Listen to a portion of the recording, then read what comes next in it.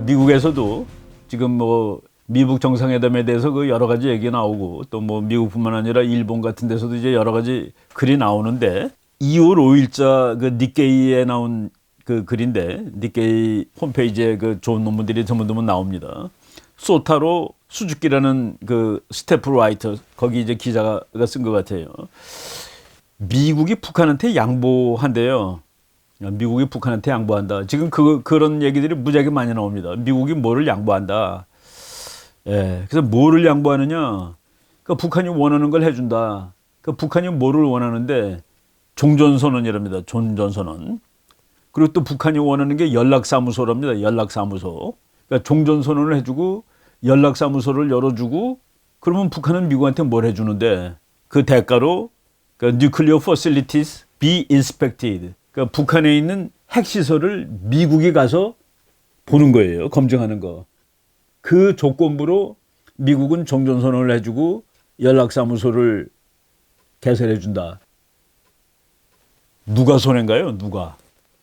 우리가 북한의 문제점은 이게 열기가 너무 힘든 나라라는 소리입니다. 열기가 너무 힘든 거예요.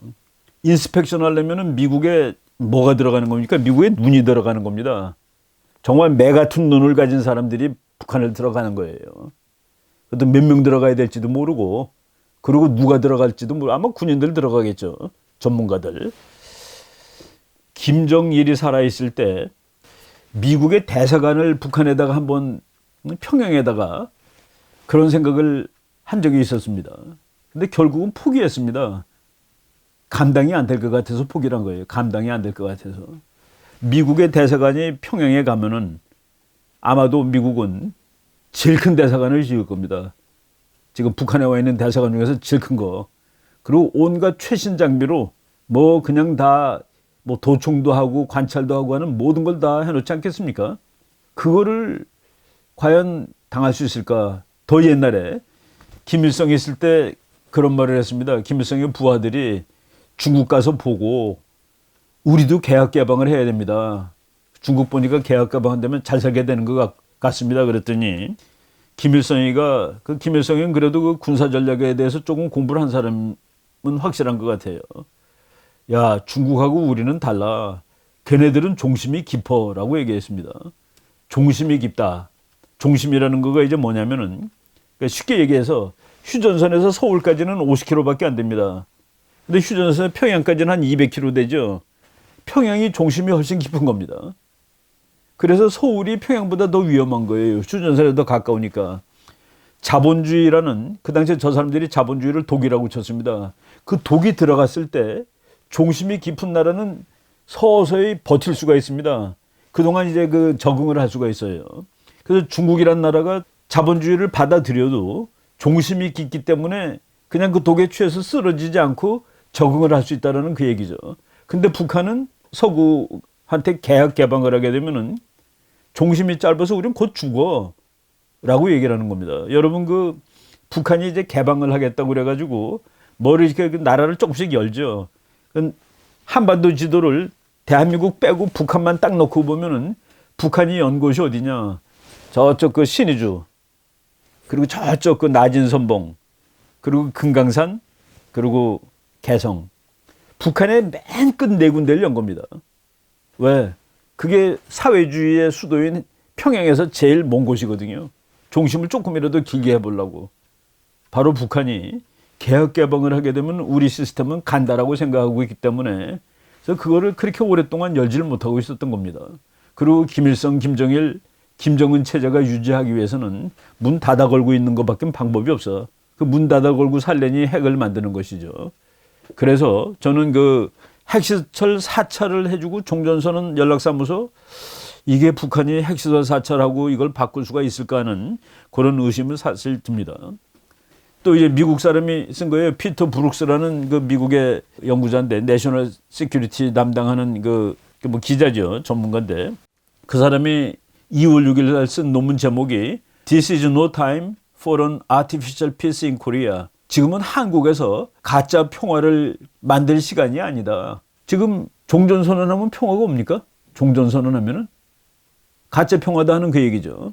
그래서 이제 평화선언 종전선언이 뭐가 문제 있는지를 이 사람이 아주 재밌게 요약을 했습니다. Peace Declaration, 뭐 평화선언, 종전선언 이렇게 번역을 하면 되겠죠. 이 사람이 얘기한 거는 첫째, 이제 피터 브룩스 얘기입니다. 평화선언이나 종전선언을 할 수 있는 백그라운드가 하나도 없다. 평화가 와야지 평화선언을 하는 겁니다. 평화가 안 왔는데 평화선언하면 평화가 옵니까? 이제 여기서 국제정치의 종속변수, 독립변수라는 개념이 나옵니다. 예를 들어서 많은 사람들이 그렇게 믿고 있어요. 무기를 줄이면 평화가 온대요. 무기를 줄이면 평화가 온다. 아닙니다. 평화가 오면 무기가 줍니다. 그게 맞습니다. 평화가 오면은 무기 안 줄여도 돼요. 독립변수하고 종속변수가, 무기가 독립변수가 아닙니다. 무기는 어느 나라들이 둘이 막 무기를 만들어요. 그 이유는 평화가 없으니까 만드는 겁니다. 전쟁이 날 것 같아서 만드는 겁니다.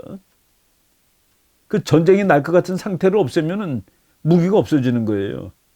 우리 그 국제정책 책에 보면 그런 얘기가 나옵니다.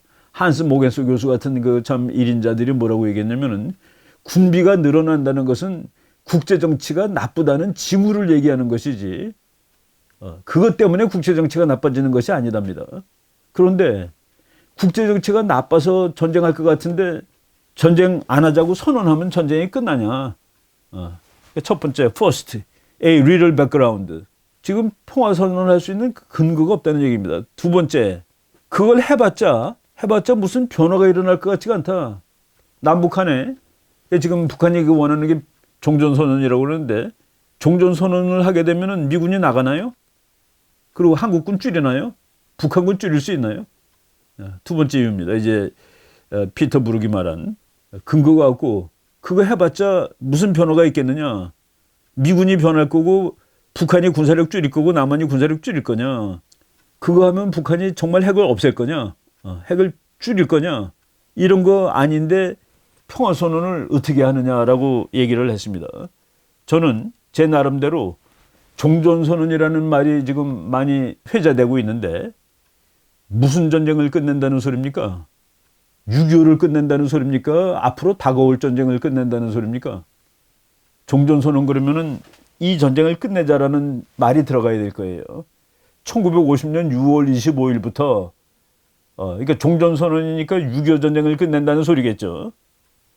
그런데 거기서 이제 문제점이 누가 싸운 전쟁인데 누가 싸운 전쟁입니까? 미국하고 북한이 만나서 종전선언하고 우리도 좋습니다. 종전했어요. 한국하고 미국하고 북한이 했는데 그 전쟁은 20나라가 싸운 전쟁입니다. 한국전쟁은 20나라가 했습니다. 참전 16개국이 있고 중국이 있고 그리고 소련도 있는 거로 되어 있습니다. 그리고 이 전쟁을 끝난다면은 전쟁에 대해서 우리가 쓸 겁니다. 6.25 전쟁을 끝내자. 그러면은 밑도 끝도 없이 그냥 끝나는 겁니까? 너가 시작했지만 우리가 죄가를 묻지 않겠다. 또 북한은 그러겠죠. 미국의 침략으로 시작된 전쟁이지만은 죄가를 묻지 않겠다. 그런 거 한두 마디는 들어가야 되는 거 아닙니까? 그 종전선언이 뭐 그냥 전쟁을 끝냅시다라고 종이 하나 써주고 서로 써주면 끝나는 거냐? 그렇지 않죠. 미국이 보기에는 김일성이가 소련과 중국의 지원을 받아서 일으킨 전쟁입니다. 그리고 북한이 보기에는 미제 침략자들이 이승만을 후원해서 일으킨 전쟁입니다. 그런 것이 아직 논쟁이 끝나지가 않았는데 한국전쟁이 끝난다? 이것도 그렇습니다. 오케이. 거기까지 그냥 치고서 그러면 종전선언을 하게 되면은 저는 종전선언 하면 안 된다고 주장합니다. 저는 종전선언 하면 안 되는데 많은 사람들이 이제 겁먹는 거 뭐냐면은 종전선언을 하면은 주한미군이 나가야 될 것이다. 주한미군은 왜 있냐 하면은 저는 이제 국제정치학자로서 법적인 측면을 솔직히 말해서 별로 중시하지 않습니다.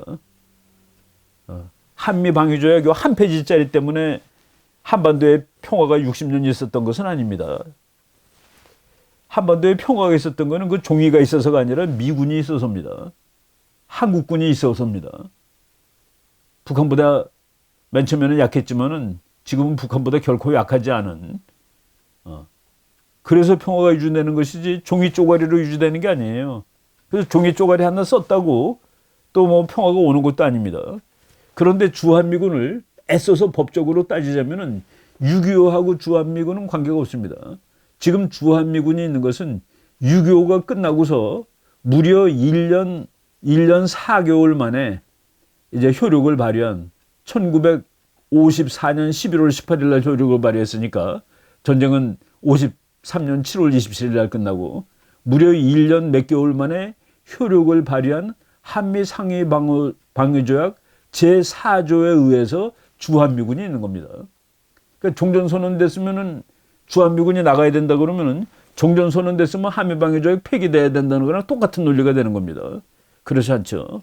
혹시 유엔하고 관계될지 모릅니다. 유엔 군사령부. 유엔 군사령부는 6.25 때문에 생긴 겁니다. 그리고 지금까지 있으니까 만약 한국전쟁이 끝났다 그러면 유엔 군사령부는 해체해야 될 거라고 법적으로 연결을 시킬 가능성이 있어요. 그런데 저는 미국이 합리적인 나라고 정상적인 나라라면은 그것도 받아들일 수 없다고 봅니다. 왜냐하면 앞으로 한반도에서 무슨 일이 벌어졌을 때, 특히 북한에서 무슨 일이 벌어졌을 때 유엔군이라는 유엔의 깃발이라는 것은 미국 깃발보다 훨씬 효용이 좋습니다. 만약 북한이 뭐 예를 들어 붕괴되었다. 그럴 때 미국 깃발을 들고 들어가는 것보다는 유엔 깃발을 들고 들어가는 것이 국제사회에서 보든가 누가 보들 때 제일 좋다는 그 얘기입니다. 그것을 왜 없앱니까? 그 깃발을. 제가 작년 7월 30일이죠. 유엔군 사령관은 항상 미국 사람이었는데 부사령관도 지난 1950년 이래 계속 미국 사람이었는데 드디어 처음으로 캐나다 중장을 유엔군 부사령관으로 앉혔다라고 이제 우리가 강의를 하고 그랬습니다. 이분이 미국 가서 세미나 할 때 웨인 에어 중장입니다. 캐나다 육군 중장. 미국 가가지고 연설하면서 북한이 유엔군 사령부 해체를 계속 요구를 하겠지만은 그리고 언젠가는 그렇게 되겠지만은 그것은 올바른 시점에 이루어져야 된다라고 얘기를 작년 10월 달에 했습니다. 요 며칠 전에는 이분이 이제 그 정복을 입은 게 아니라 전투복을 입고 또 얘기를 했더라고요. 혹시 종전선언이 만약 있다 하더라도 관계없이 유엔군 사령부를 확대할 것이라고 얘기를 했습니다. 이게 무슨 소린가? 유엔사가 해체 축소될 수 있다는 우려가 여기저기 있는데 종전선언을 하더라도 해체하지 않고 오히려 확대시키겠다. 유엔사는 확고하고 항구적인 평화체제가 정착될 때까지 지속적인 지원 역할을 할 것이다. 예, 아예 이렇게 나오고 있습니다. 그러면은 북한이 그러니까 종전선언을 하면은 유엔사 해체시켜달라고 조르겠죠. 근데 미국은 그거 해체시킬 수 없다라고 지금 부사령관이 얘기를 하고 있는 겁니다. 그래서 그냥 합리적으로 판단했을 때 미국이 그것을 양보할 것이다. 예, 나는 그 양보를 하더라도 지금 그 웨이네어 장군 말대로 뭐 그냥 있는 거지. 그러면 뭐 종이 한 장 써주면 그게 대수입니까? 이런 문제가 생긴다고 봅니다. 아까 말한 그 피터 브룩스 얘기를 계속하면은 그런데도 불구하고 왜 북한은 이를 집요하게 요구할까? 피터 브룩스 얘기입니다. 이거 해주면 안 된다고 쓴 논문입니다. 아마도 북한은 주한미군의 훈련 중지를 요구할 거다. 왜 종전선언을 했는데 왜 자꾸 연습하니? 그러니까 주한미군 훈련 중지.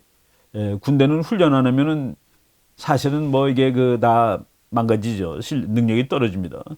두 번째는 뭐를 요구할까? 두 번째는 북한이 요구하기보다도 중국과 러시아가 마음 놓고 제재 위반을 해도 된다가 됩니다. 왜? 미국이 북한하고 전쟁 안 한다고 선언했는데 왜 지금 와가지고 무슨 뭐 제재하고 난리냐. 그래서 평화선언을, 종전선언을 해주게 되면은 이것은 중국과 러시아에게 give license to China and Russia to violate already leaked UN trade sanctions against North Korea. 그렇죠. UN 생션이 지금 있는데 미국이 북한한테 종전선언을 해주면 러시아와 북한은 중국은 마음 놓고 그걸 어길 수 있게 된 허가장 주는 거다. 그리고 세 번째는 북한으로 하여금 더 많은 것을 요구하게 할 거다. 이거 먹히는구나. 또 요구하지가 될 겁니다. 그래서 피터 브룩은 이렇게 썼더라고요. A peace pact to end the Korean War. 한국 전쟁을 끝내기 위한 종전 선언은 once and for all, 그러니까 영원히 maybe in the future. 언젠가 미래에 가능할 수 있다. 언젠가 미래에 한국 전쟁을 영원히 끝낼 수 있는 평화 조약이 체결될 수 있다. Regrettably, 그러나 후회스럽게도 a peace declaration now is not the way to get there. 오늘 북한하고 종전 선언을 하는 것은 그 미래에 있을 평화 선언으로 이르는 길은 아니다라고 이분이 이제 정확히 얘기를 했죠. 뭐 본문 읽어보면은 바보처럼 이런 일을 하면 안 된다라는 그런 내용도 있습니다. 주한미군 철수, 그리고 또 이제 또 최근에 그 나오는 얘기가 북한이 핵무기를 미국까지만 안 가면은, 그거는 제가 뭐 여러 번 말했지만은 북한이 그건 받아들일 수가 없습니다. 북한의 핵은 언제 완성되느냐? 미국을 공격할 수 있는 날 북한의 뉴클리어 웨폰 시스템이 완성이 되는 겁니다. 북한의 핵 전략은 미국하고 싸우는 것이 아니라 너 미국 너도 죽는다. 그러니까 내가 남한하고 싸울 때 너는 좀 제발 개입하지 말고 보고 있어. 근데 미국은 자기 본토가 안 맞으면 언제든지 개입할 수 있는 능력을 오픈해 두겠다는데, 그건 좀 그렇죠. 제가 이제 그쭉 미국 사람들 이제 살펴보면서 보니까 지금 트럼프 한 사람만 희망을 가지고 있고 나머지 전부 다는 희망이 없어요. 뭐 나머지 에브리바디입니다. 미국 공화당 국회의원 상원, 미국 공화당, 뭐 공화당이라기보다도 미국의 관리들, 미국의 군인들, 거의 모든 사람이 북한의 핵이 없어진다는 희망은 그는 허무한 꿈이야 라고 뭐 하여간 거의 다예요. 거의 답니다. 그냥 오로지 폼페오 장관하고 대통령만 희망을 가지고 있는 것 같은데, 하여간 미국 국회가 이제 트럼프를 차단하는, 우리가 그 미국 중간선거에서 이제 하원을 민주당이 장악을 했다고 그랬죠. 미국의 국회가 외교정책을 만들지는 않습니다. 그렇지만은 외교정책을 딴지 걸 수 있습니다. 돈은 안 줄 수도 있고, 보고서 내라고 시비할 수 있고, 불러다가 왜 그렇게 했냐라고 물어볼 수 있고. 그래서 지금 민주당이 장악한 그 미국의 의회는 트럼프의 외교정책을 일거수일투족을 이제 시비도 걸고 감시도 할 겁니다. 2월 8일입니다. 우리가 지난 방송한 다음 날인데, 2월 8일 날 미국 하원에서 북한 수용소 철폐 촉구 결의안이 다시 상정이 됐습니다. 반인도 범죄 처리 재판소도 설립을 해야 된다. 반인도 범죄의 주동자가 누굽니까? 김정은이죠. 그래서 북한 수용소의 전면 철폐를 촉구하는 결의안이 나왔고, 그리고 북한 정부의 반인도 범죄를 조사하는 특별재판소 설립이 필요하다는 얘기가 나왔는데, 그것을 발의한 사람이 공화당 하원의원 마이크 코너웨이입니다. 그리고 민주당의 제럴드 코널리라는 하원의원이 공동 발의해서 나왔다. 지금 트럼프가 김정은이 뭐 이놈 괜찮아 그러면서 매일 나 만나면은 잘 될 거야라고 얘기하고 있는데, 김정은이를 표적으로 하는 그런 그 안건들이 지금 쉬지 않고 나오고 있다라는 얘기죠. 그리고 코리 가드너라는 아주 젊은 미국 상원의원입니다. 정상회담 취소해야 되는 거 아니야라는 얘기를 2월 8일 날 했습니다.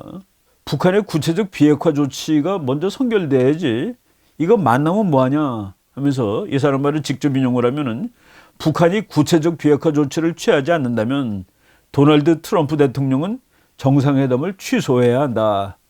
공화당 상원의원입니다. 공화당 상원의원. 상원 외교위원회 동아태 소위원장 코리 가드너가 한 말입니다. 그리고 이 사람은 더 놀라운 말도 하나 했는데, 개성공단 그거 재가동은 제재를 중대하게 위반하는 거기 때문에 그거 할 경우에 한국도 제재를 받을 수 있다라고 얘기를 했습니다. 남북경제협력 사업인 개성공단 재개는 대북 제재 위반으로 한국도 제재를 받을 수가 있다라고 미국 상원 동아시아 태평양 그 위원장이 얘기를 했다라는 얘기입니다. 그리고 미국 의회에서 트럼프를 정말로 기분 나쁘게 한 것 같아요. 미국의 대북 정책을 감독하는 청문회를 개최하겠다라고 얘기했습니다. 청문회라는 게 뭡니까? 우리나라에도 뭐 하자 그러면 국회에서 이거 청문회해야 된다고 막 그러는 거죠. 트럼프 행정부의 대북 정책에 대한 감독 청문회를 의회가 반드시 열겠다. 그러니까 왜 그렇게 했는지 반드시 나와서 해명하고 대답하라. 저는 트럼프가 지금 아까 말로는 트럼프가 혼자 다른 생각을 가지고 있다는데, 트럼프는 자기 나름대로의 전략이 있겠죠. 지금 미국의 그 인텔리전스 커뮤니티에서 아니라고 그러고 미국 장군들이 아니라고 그러고 미국 상원 하원에서 다 아니라고 그러는데 나만 기하라고 그렇지 않을 겁니다. 그래서 그 엘리엇 엥겔이라는 사람이 미국 하원 외교위원장입니다. 이 사람이 이제 2차 정상회담은 미국 의회 차원에서 감독 청문회를 하겠다라고 이제 2월 9일 날 아예 그냥 뭐 감독 청문회라는 그 말까지 지금 하고 있습니다. 미국의 그 폼페오 같은 사람도 저 사람 미국 중앙정보국 국장 출신인데 다 알겠죠. 다 알 텐데 앞으로 북한이 좋은 기회를 가질 수 있다. 그 좋은 기회가 뭔지 한번 잘 생각해 보겠습니다. 하여간 미국 상원 하원 의원들이 감독 청문회까지 만들겠다라고 얘기를 하고 있습니다. 지금 트럼프에 대해서 있는 힘 다해서 이제 딴지를 걸고 있다라고 보시면 됩니다. 그리고 재미있는 일들이 지금 계속 벌어지고 있는데 2월 12일 얘기입니다. 제가 그 지난주 일들을 2월 8일서부터 오늘이 2월 14일인데 그 사이에 있는 걸 좀 일어난 순서대로 말씀을 드리는 겁니다. 미국 군함 두 척이 2월 11일이면 이제 월요일입니다. 월요일 새벽에 또 중국이 자기 바다라고 그러는 곳을 들어가서 또 항진을 했습니다. 예, 미국 군함 두 척인데 프레블호하고 스프란소 둘 다 이제 미국의 이지스함들입니다. 이지스함들이 이것도 한번 거꾸로 생각을 해보세요. 중국이 자기가 바다에다 섬을 만들었습니다. 인공섬. 그리고 인공섬을 만들고 섬을 만들었으니까 섬에는 영해라는 게 있죠. 테리토리얼 워터라고 그래가지고 12해리입니다. 12해리를 중국의 영해라고 선언했습니다. 즉 이건 내 땅이야. 이거 물이지만 이건 내 물이야. 그러니까 이 물에 들어올 때는 여객선이라도 나한테 허락을 받고 들어와 라고 했는데 지금 그 해양국제법 운클로스라고 이제 그 해양국제법이라고 있습니다. 그 해양국제법에 의하면은 인공섬은 영해를 가질 수 없게 되어 있습니다. 그러니까 중국이 이것이 영해라고 선언한 것은 국제해양법적으로는 불법입니다. 그런데 국제정치의 국제법에 중국이 들어오지 말려면 어떻게 들어갑니까? 중국보다 힘이 약한 나라는. 그것이 불법이니까 난 들어갔다 그러면 총 맞죠. 중국한테. 거기에 들어가도 총 안 맞는 나라는 누굽니까? 미국이죠. 미국은 계속 들락날락 하는 겁니다. 여객선도 들어오면 안 되는데 이지스 군함이 들어가는 겁니다. 그래서 미국은 나 지금 자유의 항해 작전을 하는 거야. 프리덤 오브 내비게이션 오퍼레이션을 한 거야. 자유항행을 했다는 것을 바로 2월 11일 날 또 해가지고 중국이 분노하고 있습니다. 요번에 한 것은 뭐 필리핀에 좀 가까운 이 산호초인데 거기를 중국이 이제 완전히 개발을 해놨죠. 거기 12해리 안쪽을 미국 군함 두 척이 항진을 했고 거기에 중국을 더 분노하게 하는 것은 그 다음날 영국 항공모함도 지나갔습니다. 영국 항공모함도. 그 미국 군함들에 의해서 영국 항공모함도 이제 그 시위를 했다라고 해서 뭐 중국은 이제 무지하게 화가 나는데 영국의 그 항공모함 퀸 엘리자베스호라고 제가 그 영일 동맹 얘기할 때 잠깐 그 설명했던 그 군함입니다. 그 군함이 와가지고 거기에 이제 F-35라는 최신형 비행기가 이제 탑재가 됐는데 그 F-35 중에 B형은 수직으로 뜨는 겁니다. F-35B가 수직인데 거기에 미국군하고 영국군이 같이 있었다는 걸 보니까 미국이 있어야지 중국이 건드리기가 나쁘죠. 배는 영국 배인데 미국 조종사들이 거기 같이 있었다라고 지금 이렇게 나오고 있습니다. 그런데 지금 중국이 막 분노해가지고 중국의 그 뭐 여러분 텔레비에 자주 나오는 화춘잉이라는 중국 외교부 대변인이에요. 화춘잉이 뭐라고 그랬냐면은 미국 군함들이 중국 주권을 침범하고 남중국해 해역의 평화와 안전, 질서를 훼손 파괴했기 때문에 강력한 불만과 단호한 반대 입장을 표명한다. 이걸 보면 확실히 국제정치는 힘이죠. 힘입니다. 중국보다 약한 나라가 이 일을 했으면 가서 격침당했을 겁니다. 미국 군함에 대해서 중국이 한 가장 센 말이 미국 군함들이 중국의 주권을 침범했고 남중국의 해역의 평화와 안전 질서를 훼손 파괴했기 때문에 강력한 불만과 단호한 반대 입장을 표명한다. 역시 국제정치는 힘의 정치인데 그 11일이라는 것은 그 중국은 춘절이라고 그래가지고 음력설이 길죠. 그거 끝나자마자 월요일 날 미국이 새벽에 군함을 가서 밀어 넣어가지고 중국을 분노하게 만들고 있다. 근데 여기서 국제정치에서 누가 원인을 제공했는지 도무지 알 수가 없습니다. 누가 원인 제공한지. 지금 요것만 보면 미국이 원인 제공인데 그럼 그게 맞는 거냐 국제법적으로. 그리고 그 남진애가 다 네 거냐 네 거가 맞느냐 이런 거를 다 따져봤을 때는 참 그 국제정치가 그런 겁니다. 예. 하여간 중국은 미국 때문에 모든 것이 잘 안 된다 그러고 그래서 이제 뭐 가만히 있는 것은 아니고 바로 이제 미국 군함이 또 11일 날 거기를 지나갔는데 중국 동북방 지역에 DF-26 동풍 26이라는 중거리 미사일 3,000 내지 4,000km 갈 수 있는 것을 이제 배치한다라고 발표를 중국 방송에서 했습니다. 미국은 매일 미국 군함이 들락날락 하니까 그거를 쏠 수 있는 이제 동풍 미사일을 갖다 놨는데 이 동풍 미사일이 바로 미국이 얼마 전에 소련하고 나 이제 그만해. 그래서 중거리 미사일 조약에서 미국이 탈퇴했다고 그랬죠. 바로 DF-26하고 싸우려면은 중거리 미사일 조약에서 탈퇴를 해야 됩니다. 왜? 이런 걸 만들어야 되니까. 이런 일들이 지금 일어나고 있고. 그리고 트럼프한테 대해서 조금 트럼프 개인적으로 기분 좋은 뉴스가 이제 최근에 있었습니다. 그러니까 트럼프가 대통령 돼가지고 우리나라 많은 사람들이 저거 대통령 선거할 때 소련하고 협잡을 했기 때문에 콜루전했기 때문에 저거 탄핵당할 거야 그랬는데 2월 12일 날 미국 상원정보위원회에서 2년 동안 조사를 해봤는데 그 증거를 찾지 못했다라고 발표를 했습니다. 그래서 트럼프를 탄핵할지도 모를 가장 큰 사건 중에 하나가 선거할 때 소련하고 협잡을 했다는데 그 협잡의 근거를 찾아내지 못했다라고 해가지고 뭐 여러 방송에 나왔더라고요. 저는 폭스뉴스로 봤는데 하여간 그 터커 칼슨이라는 앵커가 그 소개하는 것을 봤습니다. 그리고 2월 11일 바로 그 무렵에 트럼프 지지율이 트럼프가 대통령 된 이후에 제일 높습니다.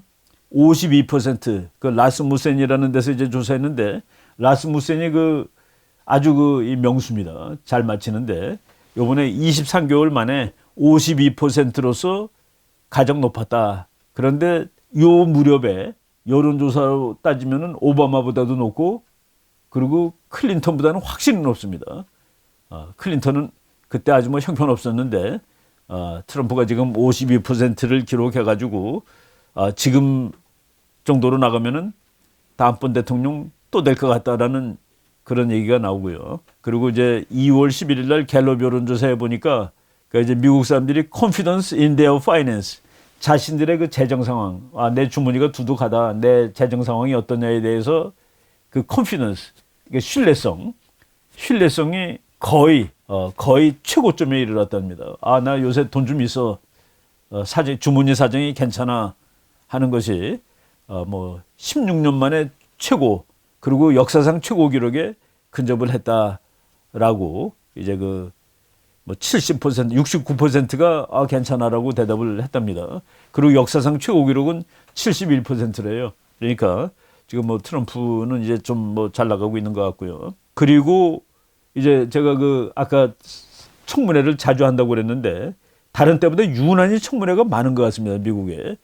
주한미군 사령관 작년에 이제 취임한 사람이죠. 로버트 에브람스 대장. 이 사람이 가가지고 얘기를 했는데 북한의 군사태세가 변한 게 하나도 없다라고 얘기를 했답니다.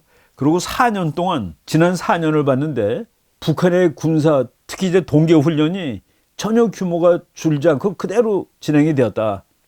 그리고 북한은 말로는 비핵화를 한다고 그랬는데 전혀 그렇지 않은 행동을 하고 있다. 그래서 지금 한국에 와 있는 주한미군 사령관이 얘기한 거는 상당히 권위가 있는 얘기입니다. 미국 상원에 가서 청문회에서 북한은 비핵화하고 전혀 관계없이 행동을 하고 있고 그리고 작년 6월 달 이후에는 뭐 미국하고 평화가 왔다라고 얘기를 하는데 북한군의 훈련 규모나 일정 등에 아무런 변화가 없다. 그리고 미국 국방부가 에브람스 장군한테 장군이 계획하는 대로 한미연합훈련을 하라라고 이제 허가를 해줬다는 그런 얘기도 지금 나왔습니다. 그리고 작년에 이제 5월 30일 날 그 지금 주한 미국 대사로 온 그 해리스 제독이 퇴임을 하고 그 사람 후임으로 태평양 사령관이 된 사람, 그 사람은 자기가 취임하는 그날부터 태평양 사령부가 인도 태평양 사령부로 이제 이름이 늘었다고 그랬습니다. 그 필립 데이비슨 해군 대장인데 이 사람도 미국을 요번에 그 청문회를 같이 갔더라고요. 가가지고 지금 북한을 압박해서 비핵화를 하도록 하는 제재를 하고 있는데 그 제재가 무슨 효력이 있는지 판단할 수 없습니다. 지금 뭐 제재를 지금 뭐 미국은 세게 한다고 그러는데 이 태평양 사령부 사령관이 그 제재가 효력이 있는지 모르겠습니다라고 아예 얘기를 하고 있습니다. 그리고 북한이 핵을 포기할 가능성은 낮다. 그리고 오히려 찔끔찔끔하면서 부분적으로 비핵화를 하면서 협상을 하자고 시간만 끌 거다라는 식으로 얘기를 했죠. 그러니까 바로 태평양 사령부 사령관 그리고 주한미군 사령관이 지금 북한이 핵을 내려놓지 않는다. 똑같은 얘기를 하고 있습니다. 아까 폼페이오 얘기 잠깐 했습니다마는 김정은이가 비핵화 약속을 이행하도록 하고 대가로 밝은 미래를 줄 것이다. 여러분 밝은 미래 그러는데 두더지한테 밝은 미래 주면 두더지 죽습니다. 밝은 미래를 그걸 못하기 때문에 핵을 만든 것이죠. 이게 우리가 이제 이건 국제정치 영역이 아니라 비교정치 영역인데 트럼프도 능청스럽게 얘기합니다. 김정은의 북한은 아시아에서 제일 잘 사는 나라가 될 수 있을 거야. 아시아에 제일 잘 사는 나라 그리고 폼페오가 밝은 미래 이 사람들이 모를지 모르겠습니다. 그걸 모르기 때문에 그 밝은 미래를 받아들여야지. 잘 사는 나라를 만들어야 되지 않겠어? 예, 이거가 말하기는 쉽지만은 김정은이가 그걸 과연 받아들일 수 있을지는 또 다른 얘기라고 볼 수가 있죠. 뭐 오늘도 이제 재밌는 뉴스들이 많이 나왔는데 우리나라 그 뭐 여야 그 국회 그 간부 그 뭐 각 당의 그 대표들이 미국을 방문해 가지고 이제 뭐 얘기를 많이 했더라고요. 그런데 그 미국 민주당 하원도 방문하고 낸시 펠로시 미국 하원 의장하고 우리나라 그 대표들이 만났는데 뭐 논쟁이 있었다고 신문에 나왔더라고요. 논쟁이 있다고 뭐 미국 신문에도 나오고 우리나라 신문에도 나왔는데 낸시 펠로시가 이렇게 얘기했습니다. 또 한국 대표들이 지금 저 베트남에서 회의가 잘 됐으면 좋겠다. 그래서 북한이 그 핵도 내려놓고 그리고 미국하고 북한이 관계가 좋아지도록 해야 되지 않겠냐 그랬더니만은 낸시 펠로시가 물론 야당이기 때문에 그런 얘기를 했겠습니다만은 김정은의 의도는 북한의 핵무장이 아니라 한국을 비무장화시키는 겁니다. 지금 당신네들이 지금 비무장 해제당하고 있는 거예요. 김정은이는 아니고. 그리고 1차 정상회담은 트럼프가 김정은한테 선물 준 거예요. 아무것도 지금 받아내지 못하고 라고 얘기를 했습니다. 말이 아니라 증거가 필요한 것이죠. 하긴 뭐 이 사람이 좋아하는 대통령 오바마는 북한에 대해서 뭐 아무것도 안 했죠. 지금 이제 야당이 돼가지고 트럼프를 뭐 이렇게 비판을 하고 있습니다만은 이 말은 일면 저는 수긍을 할 수 있는 말이라고 생각됩니다. 그리고 하원 외교위원장이 엘리엇 엥겔이라고 자주 나오는데 이 사람이 그 보이스 오브 아메리카랑 한 얘기는 김정은과 협상하는 것이 위험한 일이기 때문에 라는 말을 합니다. 전반적으로 김정은과 협상하는 것은 위험한 일이죠. 그리고 한미동맹에 대해서 한국 국회의원들하고 논했습니다. 라고 얘기했습니다. 김정은과 협상함의 위험함. 예. 뭐 트럼프에 반대하는 당의 하원의원으로서 당연히 할 수 있는 말이라고 생각을 합니다. 예.